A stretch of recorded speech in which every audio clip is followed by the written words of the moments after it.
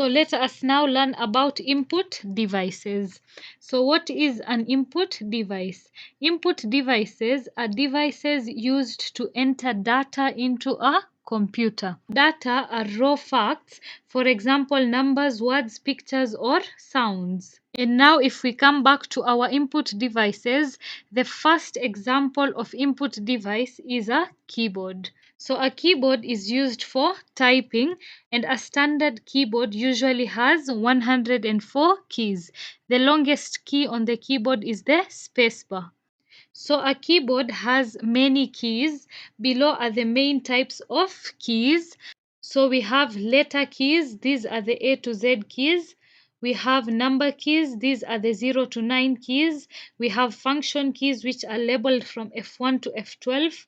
We have the arrow keys, which are the four arrow keys, up, down, left, and right. Then we have special keys.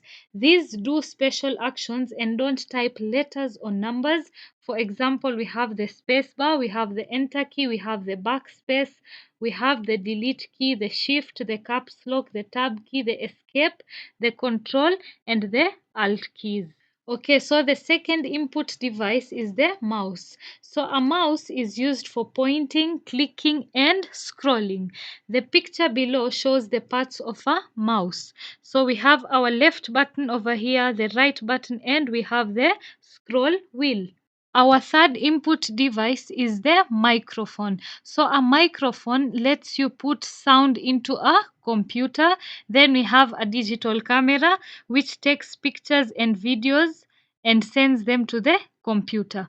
Over here we can also have something like a webcam, which is also another input device. Then we have the touch screen, which lets you touch the screen to choose or move things. We have a stylus pen that lets you draw or write directly on a tablet or touch screen. We have a scanner which lets you scan pictures or documents and turns them into digital files. So examples of digital files include Word documents, picture or image files, video files, music files, and so on.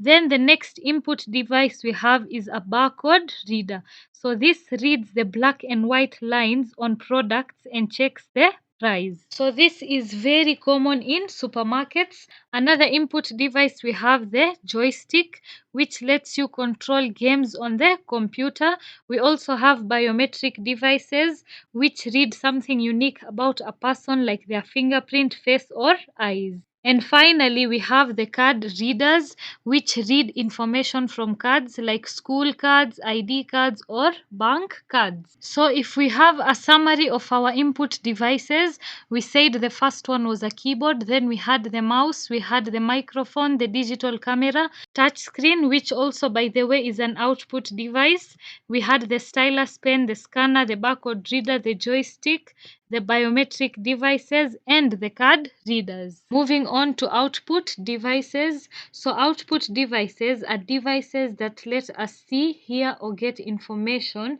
produced by the computer. So if you note over here, we have the word information. And when we were discussing on our input devices, we said that input devices were devices used to enter data into a computer. Here, information is the result after that data is processed and made meaningful.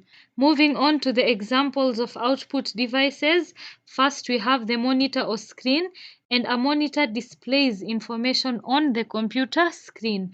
Next, we have the printer, which takes what is on the computer and prints it out on paper. We have the speaker, which is an output device that produces sound. Then we have the headphones or earphones, which give sound directly to your ears, so only you can hear it. We have the projector, which displays the computer's screen on a large board or wall. We have the plotter, which is a special printer used for big drawings like maps.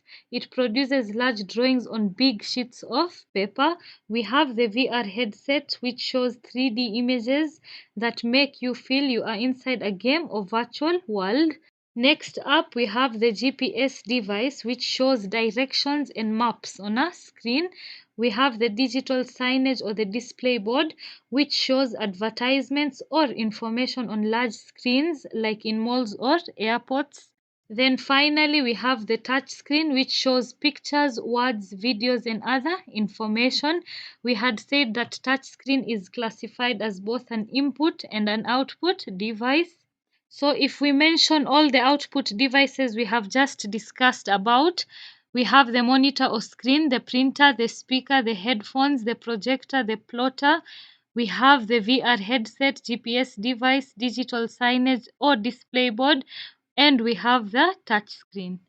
Finally, moving on to storage devices. So, storage devices are devices that store data and information so we can use it later. You can store documents, pictures, videos, games, and more. So, moving on to the examples of storage devices, the first one is internal hard drives. So, internal hard drives are the main storage inside a computer. They are of two main types. So we have the HDD, which stands for hard disk drive, and we have the SSD, which stands for the solid state drive.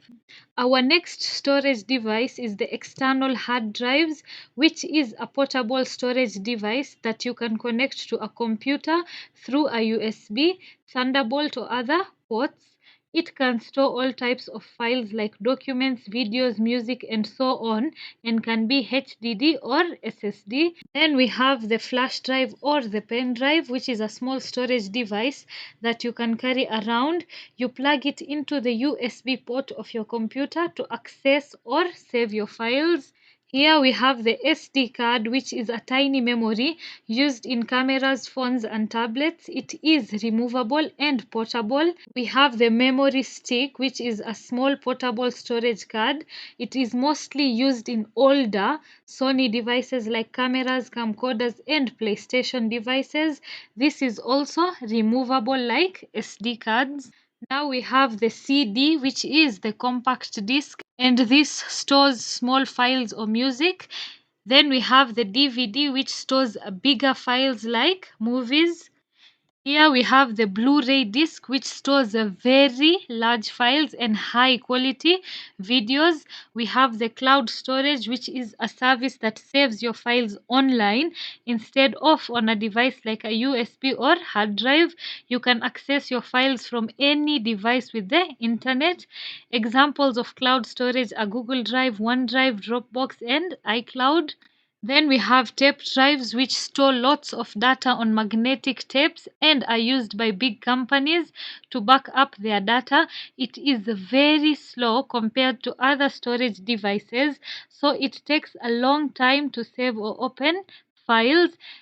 Finally, we have the floppy disks, which is an old storage device that was used to save small amounts of data on a computer.